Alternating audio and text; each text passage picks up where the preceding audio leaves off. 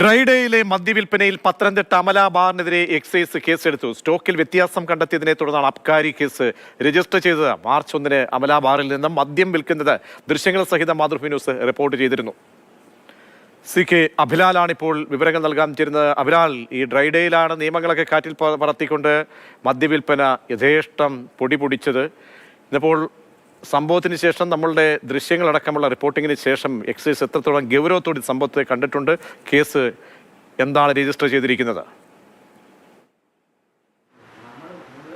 പ്രജീഷ്, 1-ാം തീയതി ഉച്ചയ്ക്ക് 2:30 മാതൃഭൂമി ന്യൂസ് ഡ്രൈഡേയിലെ മദ്യവിൽപ്പനയുടെ ദൃശ്യങ്ങൾ സഹിതം വാർത്താ സംപ്രേഷണം ചെയ്തത്. പൊടുന്നനെ അമല ബാറിൽ നിന്നുള്ള മദ്യവിൽപ്പന നിൽക്കുകയാണ് ഉണ്ടായത്. വിവരം പറഞ്ഞ് എക്സൈസ് സംഘം സ്ഥലത്തെത്തുമ്പോൾ അവർക്ക് നേരിട്ട് ഇത് സ്ഥിരീകരിക്കത്തക്ക തരത്തിലുള്ള തെളിവുകൾ ലഭ്യമായിരുന്നില്ല. അതേസമയം തന്നെ വാർത്തയുടെ പശ്ചാത്തലത്തിൽ അവർ ബാർ സീൽ ചെയ്ത് മടങ്ങുകയും തൊട്ടടുത്ത ദിവസം, അതായത് മാർച്ച് 2-ാം തീയതി രാവിലെ 9 മണിയോടുകൂടി ബാർ തുറക്കുന്നത് എക്സൈസ് ഉദ്യോഗസ്ഥരുടെ സാന്നിധ്യത്തിലായിരുന്നു.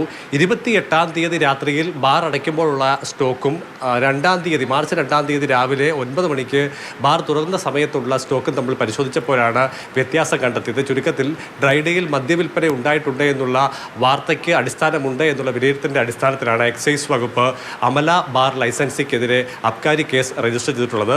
തെളിവെടുപ്പും അതോടൊപ്പം തന്നെ എക്സൈസ് നൽകിയിട്ടുള്ള നോട്ടീസിലുള്ള മറുപടിയും കാത്തിരിക്കുകയാണ്. ഇതുമായി ബന്ധപ്പെട്ടുള്ള തുടർ നടപടികൾ ശക്തമായി തന്നെ മുന്നോട്ട് കൊണ്ടുപോകുമെന്നുള്ളതാണ് ജില്ലാ എക്സൈസ് ഓഫീസർ അറിയിക്കുന്നത്.